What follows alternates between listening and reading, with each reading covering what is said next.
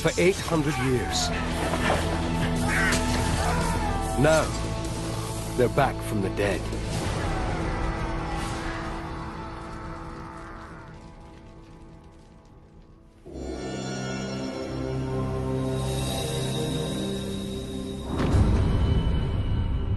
The ruins of Jacob's Ford, a mighty castle which once towered over the River Jordan in Israel.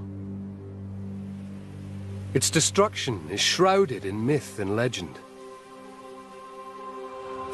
Ancient Muslim chronicles talk of an epic battle in 1179.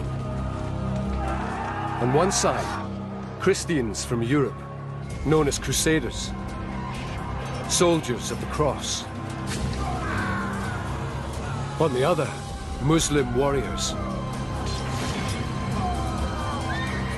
The outcome changes the course of a 200-year struggle for control of the Holy Land. The chronicles say that after furious and intense fighting, the entire Crusader garrison is either slaughtered or enslaved.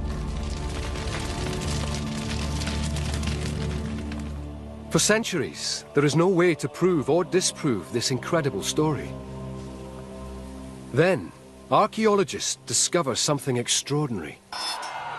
The bones of Crusaders left on the battlefield by the victorious Muslim army. This is the exact place where we started finding all kinds of skeletons of human beings and of horses. We see the drama, the actual men that were killed during the battle. You can see the agony. They are the first skeletons ever excavated of Crusaders killed in combat. Finding out who they are and how they died could reveal what really happened at Jacob's Ford.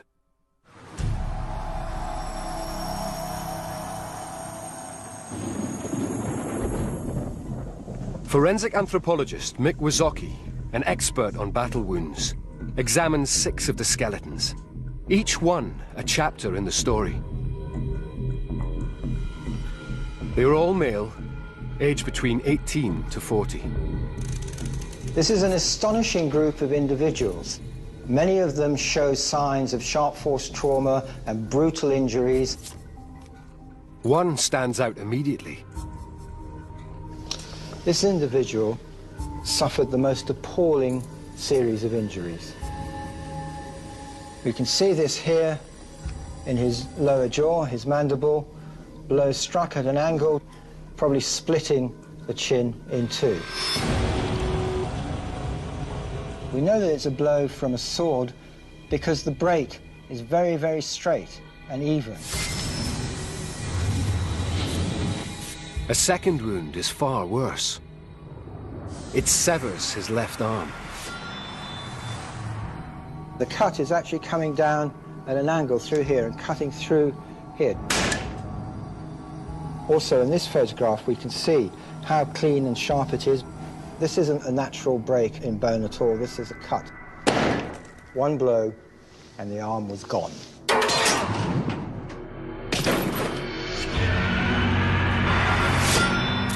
These wounds are evidence of a focused attack on one man. Their ferocity is a clue to his identity. These injuries are typical of hand-to-hand combat. They're all to the front of the body. He wasn't running away, he was standing and fighting. So it looks as if he was very likely targeted. He might have been recognized as a very powerful warrior that had to be brought down at all costs. The evidence suggests he could be one of the most enigmatic crusaders of all, a Templar Knight. According to the Muslim chronicles, the men garrisoning the castle are led by 80 of these holy warriors. The Knights Templar are a group of warrior monks. They're people dedicated to the defense of the Holy Land. They took vows of poverty, chastity, and obedience. But the crucial difference is they fight the devil with swords, while monks will fight the devil with prayer. Templar Knights are men of noble birth, trained as warriors, from as young as 12. They are the Crusader Special Forces. Their weapon of choice is the broadsword.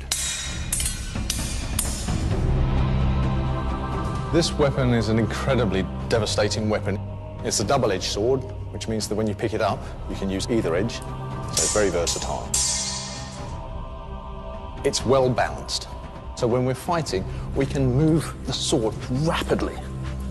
And as well as being a cutting sword, it's also equally a thrusting sword. The cut, or the thrust. When the Muslims attack Jacob's Ford, the Knights Templar lead the defense. They believe dying for Christ will make them martyrs and guarantee a place in heaven.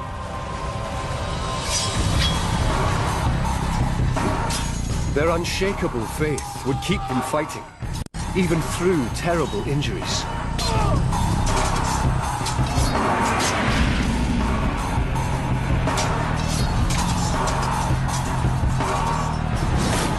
The Templars are the best troops the Christians have got.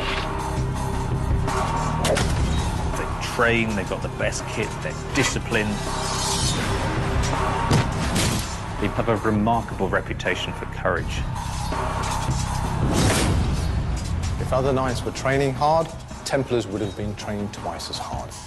The advance, the retreat, the pass. It's all about practice, practice, practice. But despite his training, the Templar Knight's skeleton reveals he is overwhelmed. The jaw is split in two. The face is a particularly nasty area to be injured because there are so many nerve endings. Even a small cut is very painful.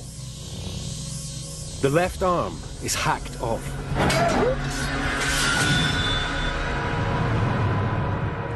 The weapon responsible is most likely the Muslim scimitar.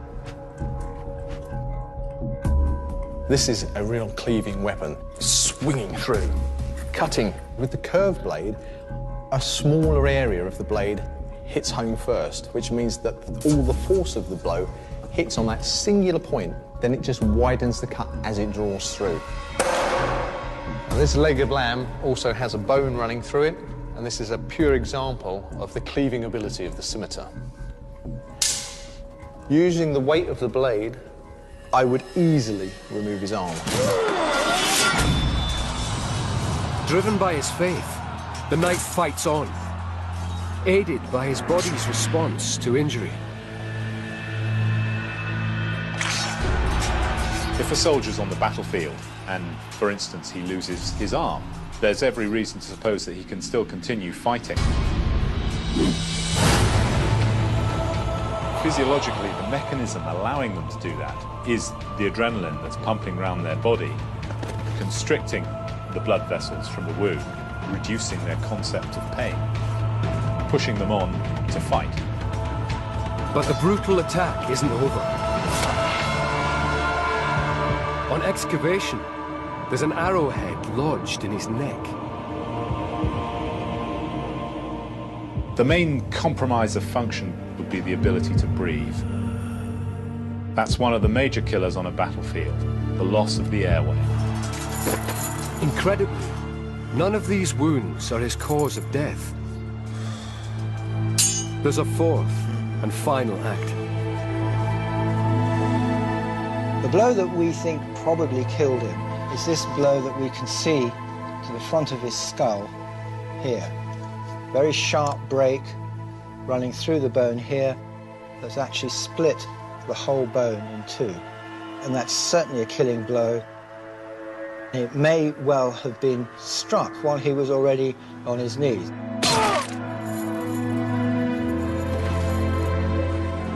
The Templar Knight's death is like an execution.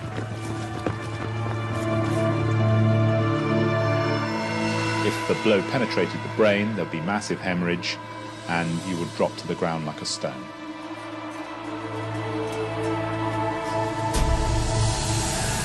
His violent martyrdom is evidence that the savage fighting described in the chronicles is accurate. But how the Muslim army stormed the castle and overwhelmed the rest of the garrison remains shrouded in mystery.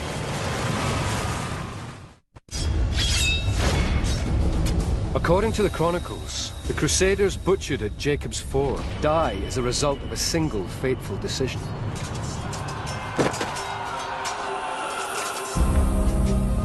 It is made a year earlier in 1178. The balance of power in the Holy Land is evenly poised. The Christian leader is Baldwin IV, the leper king of Jerusalem. Baldwin IV was an incredible young man. He was king when he was only 13 years old, and by then he was suspected of having leprosy. And of course, tragically, it's extremely disfiguring.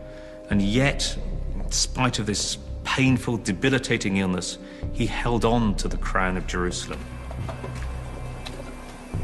Baldwin's most aggressive troops, the Knights Templar, pressure him to build a super fortress on the edge of Muslim territory.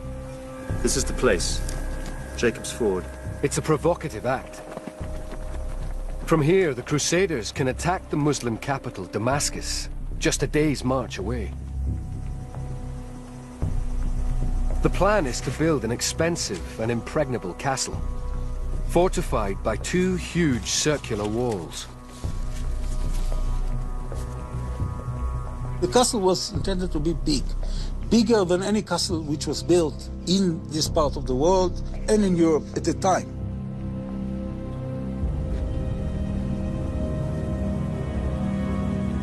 Baldwin's decision to build the castle throws down the gauntlet to the Muslim world. The response seals the fate of these 6 men. The unusual resting place of the second skeleton examined begins to unlock the sequence of events. Unlike the others, his body wasn't flung without any ceremony to one side, but looks very much as if it was laid to rest formally.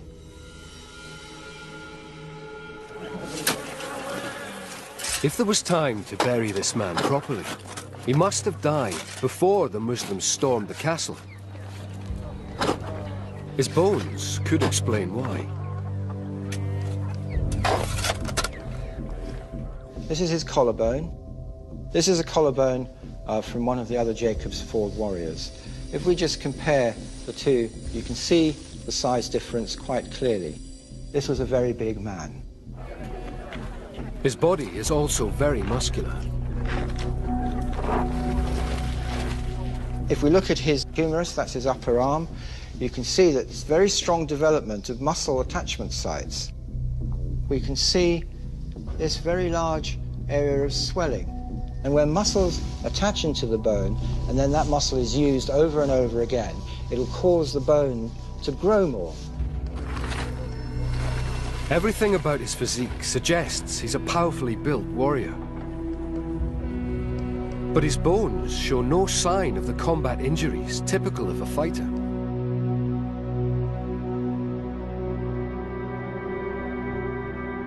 In fact, even more mysteriously, there doesn't seem to be any evidence of any healed injuries either. Only one part of this man's skeleton hasn't yet been examined: his skull.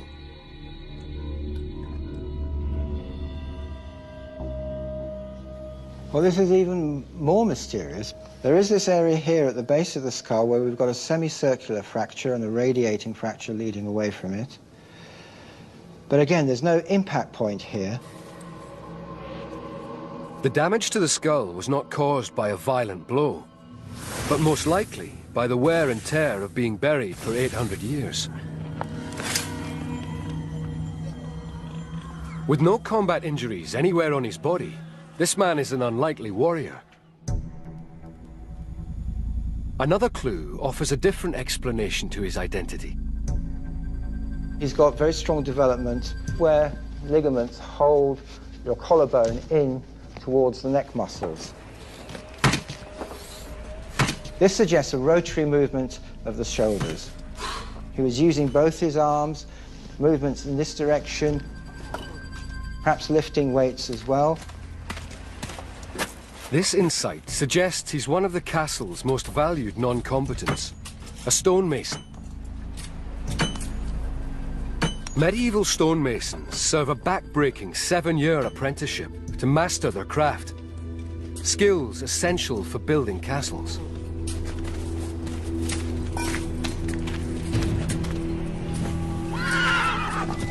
When the Muslims attack on day 1 of the siege, the outer wall is still under construction. Run! Get back! Everybody was caught by surprise. I mean, this group of workmen were not given any warning. You find the arrowheads amongst the tools and in the cement that they were mixing in order to build the core of the wall. They're just everywhere. Get back! Get back! I would think that in order to protect yourself, you would take your hoe, your pick, whatever you were working with, and try and defend yourself with it. Hurry, come on! Come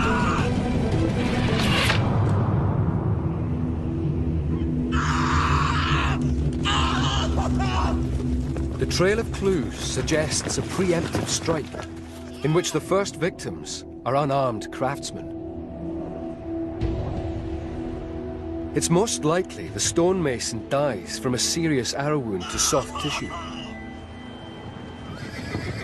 In the medieval age, with no antibiotics, infection is likely.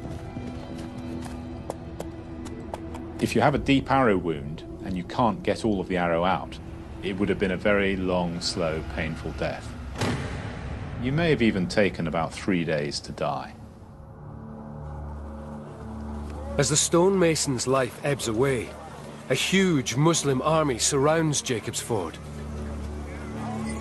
The chronicles say the plain overflowed with troops. Behind castle walls, there's still time to bury the dead. But not for long.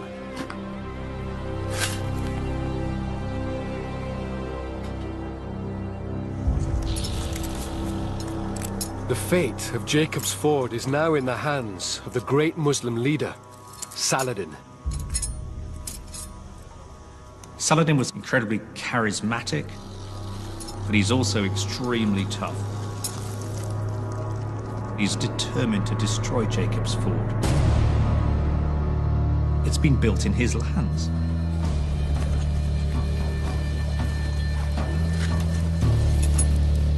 He needs to attack this place before it's finished. He's got to hit it hard before it gets too powerful, too complete. On the 6th day of the siege, Saladin executes his devastating plan. His engineers have been digging a tunnel under the castle walls.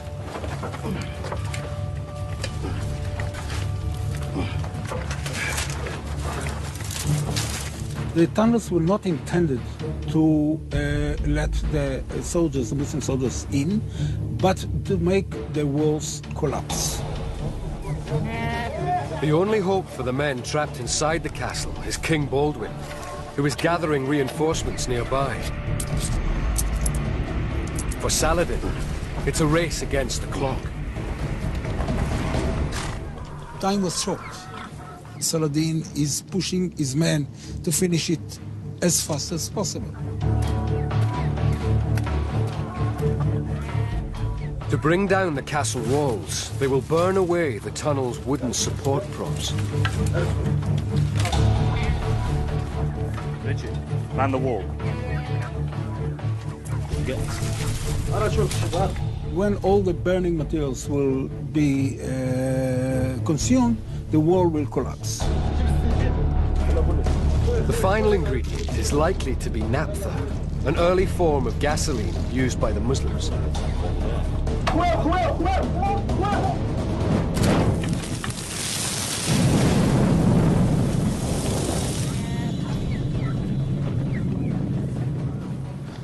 This is the only part along the walls where the walls are missing. Here, I believe, the tunnel was dug and the walls came tumbling down.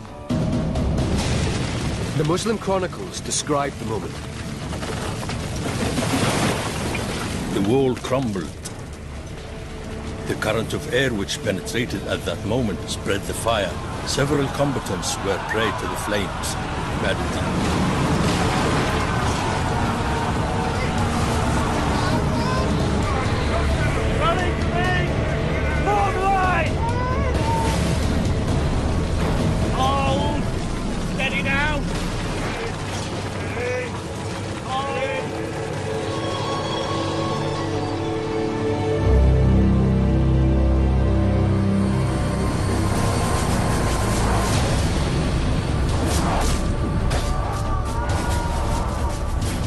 The collapse of the wall allows Saladin's warriors to storm into the castle.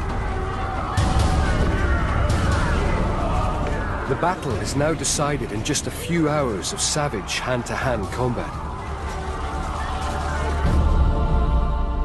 4 more skeletons have stories to tell, each one a chapter in what happens next.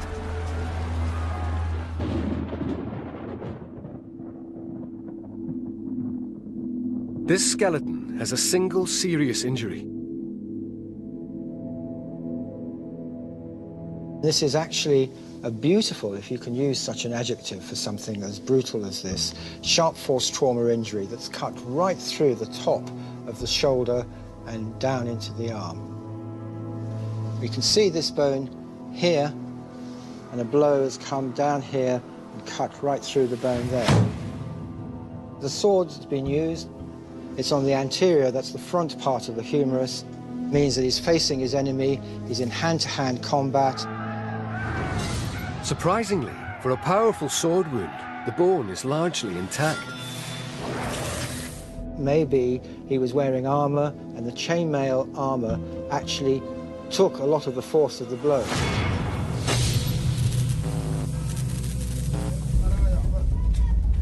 If this man wears chainmail, it's possible he is a Templar sergeant. Richard, man the wall.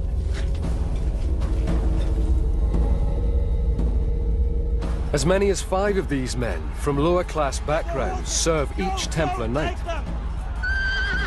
They wear black robes over chainmail, tend the Knight's horses, and fight by his side. The Templar sergeants are an integral part of the Knights' fighting force. These men take the full vows of a Templar and are just as battle-hardened.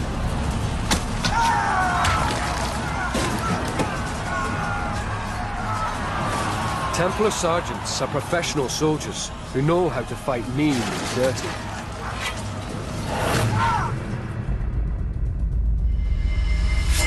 When you have the press of battle, you've got bodies upon bodies pressing on you, you are in a very restricted area. Here, I'd use the pommel. Here, driving the quillions into the face. Here, in with the head. Remember, I'll be wearing a helmet. Here, kick into the belly, follow through with the cut. If you can't fight with the close quarter combat, then you're only half a swordsman. At the Battle of Jacob's Ford, this Templar sergeant meets his match.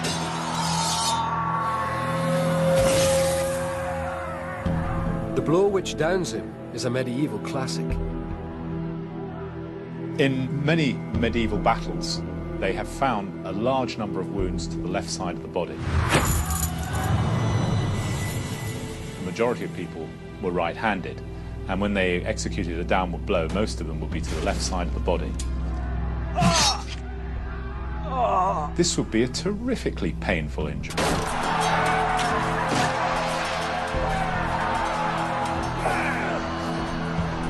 With his shield arm disabled, the sergeant's fate is sealed.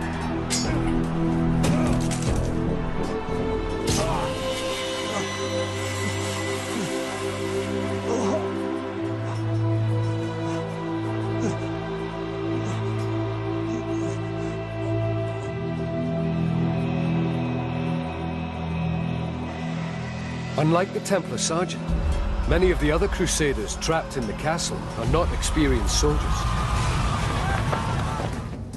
The next skeleton examined reveals their fate.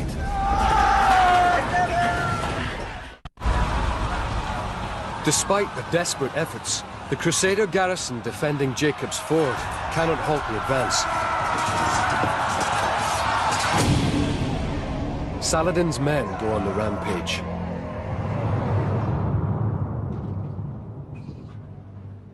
This person was found splayed out on the ground, one arm flung out.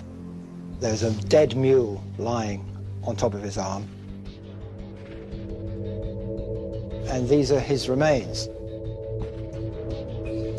This is his sacrum. This is the bone right at the end of the spine. It's made up of individual vertebrae which have fused together. But there's this little gap here which shows that this hasn't actually quite completed fusing. That tells us that it's probably an individual between the age of 18 to 25. Despite this man's youth, there's something wrong with his spine. If we look at these individual vertebrae, we can see on many of them this hole. Now that wouldn't be there normally. Holes like this are caused by carrying heavy weights, which put pressure on the spine.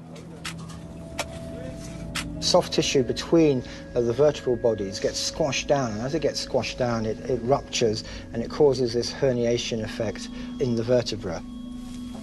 So this is somebody who's been carrying heavy materials, equipment, weights of one kind or another for quite a long time, probably since he was a young boy.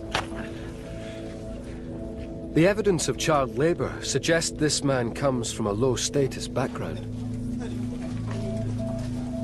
More clues supporting this theory come from his teeth. He's lost a tooth here. There's also tooth decay here. A massive hole just there. That would have been extremely painful. He's also got a huge build-up of tartar. There's all this material you can see around here, just at the end of the teeth, towards the gum line. That means that he's had gum disease. As a result of that, he would have had extreme jungle breath. The appalling condition of his teeth and gums make him an unlikely soldier. Would you want a warrior, to be suffering from awful toothache? And, oh, leave me alone, I've got toothache. If warriors were suffering from toothache, they'd pull the tooth out so that the guy can go and, do the business. All the clues suggest he is a poor man, employed as a laborer. Open up! Open up!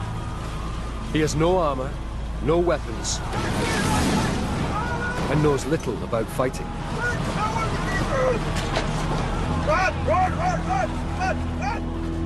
But when the wall comes down, even a young laborer with bad teeth finds himself on the front line.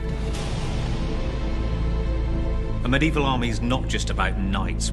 The bulk of people are there as part-timers. They're not professional soldiers. They are required every so often to give some military service.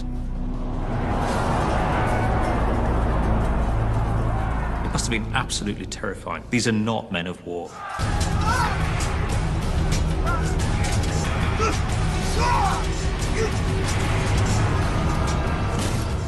People from all levels of society signed up for the crusade. You've got knights, you've got churchmen, peasants. They're a small group of Western Europeans who come over and conquered effectively an alien territory. At times of invasion, everybody is going to have to get involved.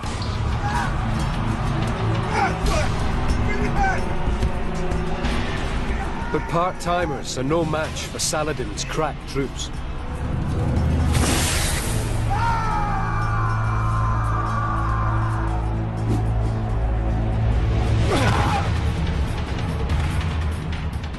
I don't think that the Muslim forces of Saladin differentiated between warriors, those who were carpenters, blacksmiths, masons. They just went through and killed whoever was in their way.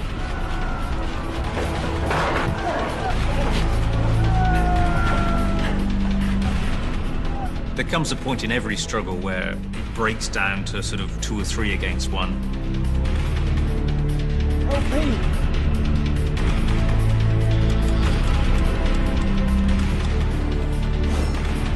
It's a truly hellish scene.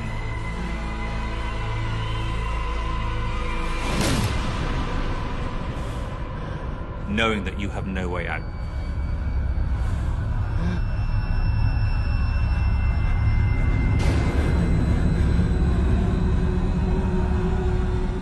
You are absolutely pinned. There are no injuries on the young labourer's skeleton. This suggests he dies from a flesh wound.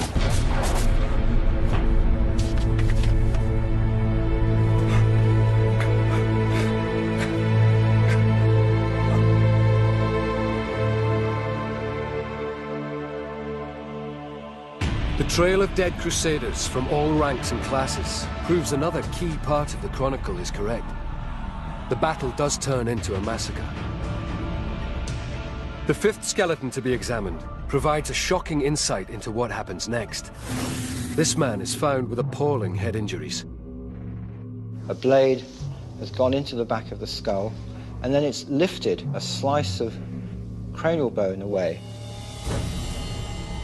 There's a blow to the left rear side of the skull, taking away a huge slice of bone, exposing some of the brainy matter underneath. And then another blow to the top of the skull here, lifting this piece of bone away. This attack was particularly brutal, merciless, frenzied, with no quarter given. Why one man is the target of such violence might be explained by unusual abrasion marks on his teeth. We can see here that this central incisor has been worn down to about half the size that it would normally be. And because of the amount of wear there, then we can imagine that there's some object being pushed backwards and forwards between the teeth. The 7.5mm wide gap holds the key to his identity.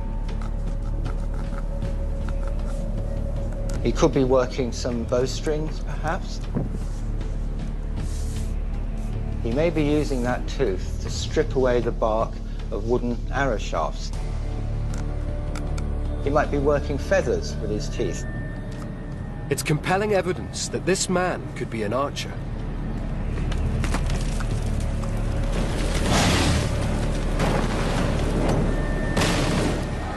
Crusader archers come from ordinary backgrounds and train from childhood to become deadly marksmen.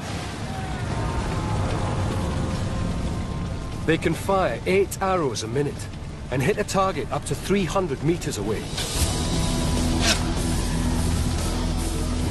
Because of their lethal accuracy, they're hated by Saladin's men.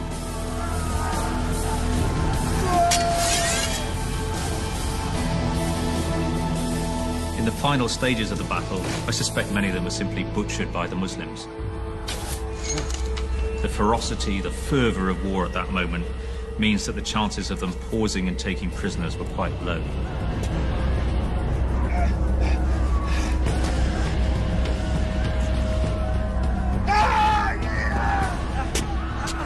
You can imagine a frenzy of blows, whack, whack, whack, whack, on the back of the skull.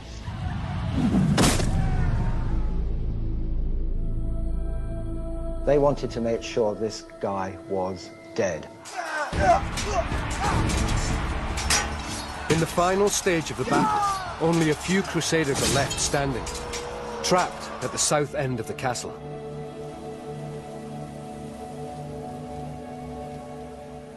They locked themselves behind the barricades, behind the makeshift walls, and they tried to defend themselves.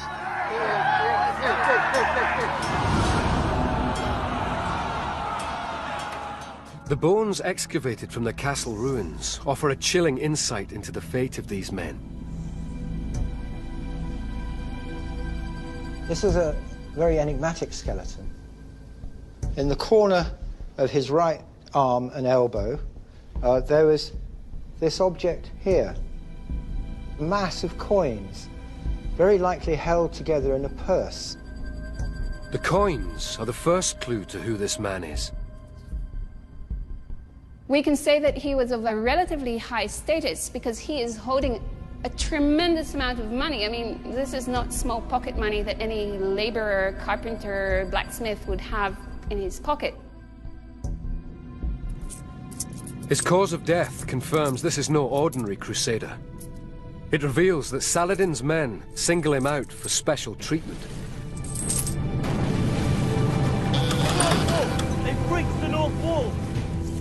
When these stones were lifted, they looked very carefully for any small fragments of skull, and they weren't there. So what does appear to have killed him is the fact that he lost his head.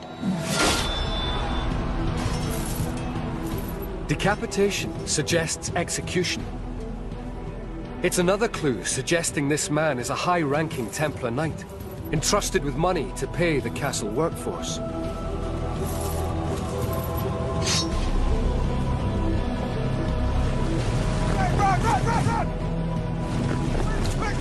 His skeleton tells a gruesome story of his final moments.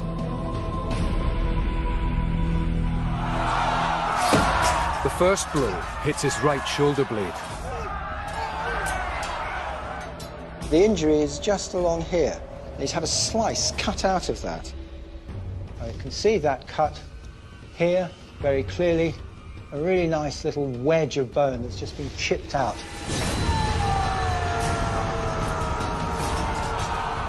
The next injury is to his right arm. It's taken a chunk out of his radius at this angle here, coming down close to his wrist.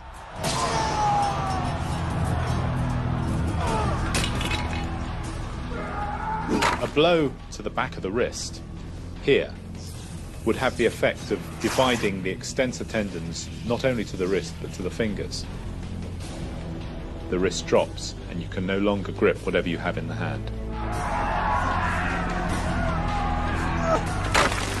A third injury damages his right collarbone. You can see here, it's very clear cut. It's triangular in shape, and that mimics the shape of the metal arrowheads. He was struck by an arrowhead, which then passed just underneath the collarbone. So it's come in at an angle here and just passed underneath and was probably lodged in to his shoulder joint. He may have just broken the shaft off and carried on fighting.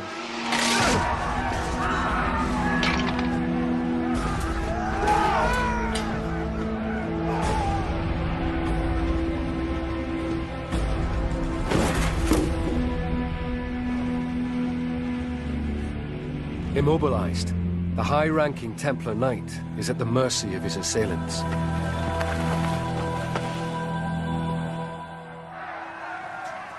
His trapped comrades still have one extraordinary card to play.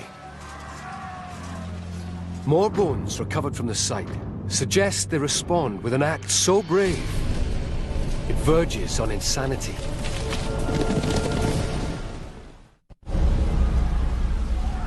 As the Battle of Jacob's Ford draws to a close, something incredible happens. The evidence comes not from human, but animal bones. We found 3 horses, like this one here, you see a femur. Most of the skeletons we found with arrowheads, especially between the ribs and near the pelvis.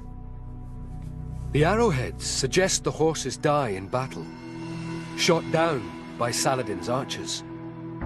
At Jacob's Ford, we found peculiar kite-shaped arrowheads.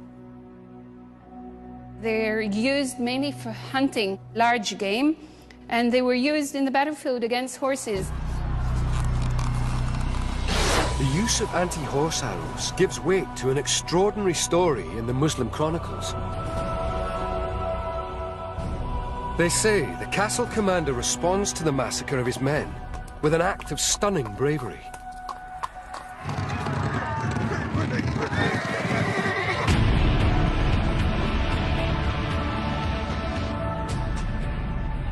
In the desperation of closing stages of the battle, it's quite possible a number of the knights tried to break out. A final death and glory charge against the Muslims encapsulates the motivation of the Templars, their determination, some might say fanaticism.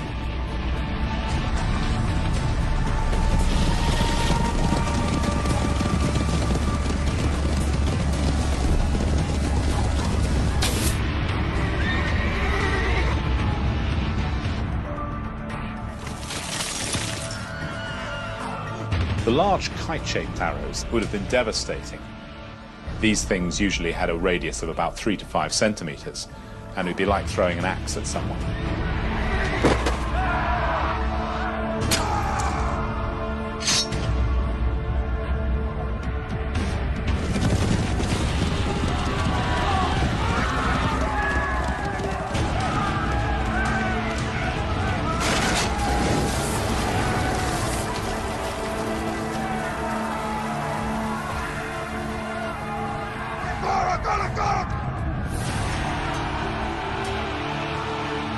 But although heroic, the commander's horse charge is an act of desperation.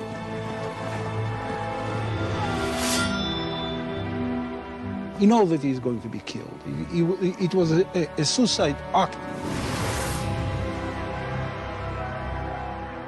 The commander of the castle knows that he's going to be humiliated, tortured, and killed.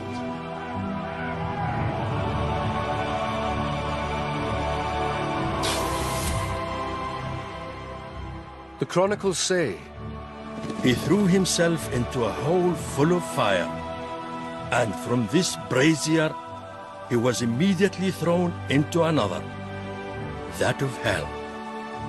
Al-Fadil.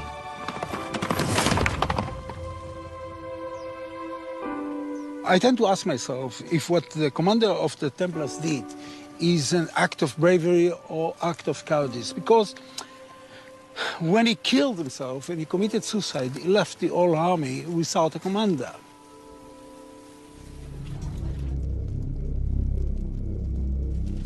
The chronicles talk of mass executions after the battle. Now is perhaps when the high-ranking Templar Knight meets his end. Executions after a battle send a number of messages to the enemy. They show that you have triumphed over them. You are shown no quarter, no mercy. This is what will happen if you resist us.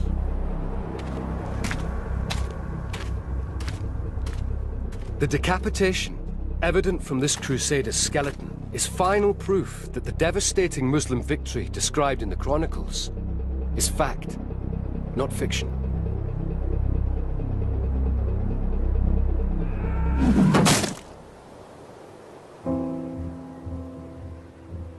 News of the massacre reaches King Baldwin before his relief army arrives at Jacob's Ford.